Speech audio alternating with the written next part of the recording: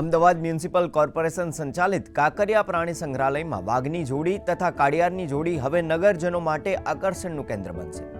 આજે મેયર પ્રતિભાબેન જૈનની ઉપસ્થિતિમાં આ જોડીને નગરજનોને નિહાળવા ખુલ્લી મૂકવામાં આવી હતી। ઉલ્લેખનીય છે કે અમદાવાદનું પ્રાણી સંગ્રહાલય તથા મધ્યપ્રદેશના ગ્વાલિયરના ઝૂ સાથે પ્રાણી પક્ષીઓનો વિનિમય કરવા સેન્ટ્રલ ઝૂ ઓથોરિટીની મંજૂરી બાદ વાઘ અને કાળિયાર લાવવામાં આવ્યા છે। અમદાવાદના ઝૂમાંથી સરીસૃપો ગ્વાલિયર ઝૂને આપવામાં આવ્યા હતા।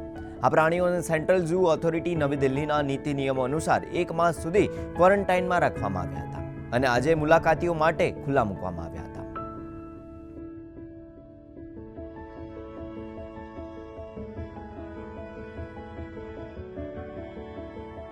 અહીંથી જે છે 3 ટ્રક મારફતે ટીમ મોકલવામાં આવી અને ત્યાંથી એક બાઘની જોડી અને 5 કાળિયારની જોડી એવા પ્રાણીઓ લાવવામાં આવ્યા અને આપણે ત્યાં જે સ્પૂનબિલ છે, પછી પેલિકન્સ છે, પોર્ક્યુપાઇન્સ છે, બધાના જે બચ્ચા થાય છે એ આપણે એમને એક્સચેન્જમાં આપ્યા છે।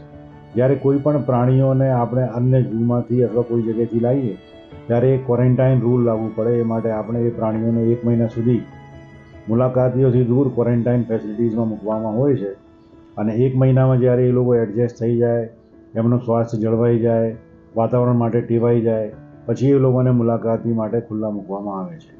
તો આજ રોજ માનનીય મેયરશ્રી તેમજ અન્ય હોદ્દેદારોની હાજરીમાં એ બંને વાઘ અને 10 કાળિયાર મુલાકાતીઓ માટે ખુલ્લા મૂકવામાં આવ્યા છે।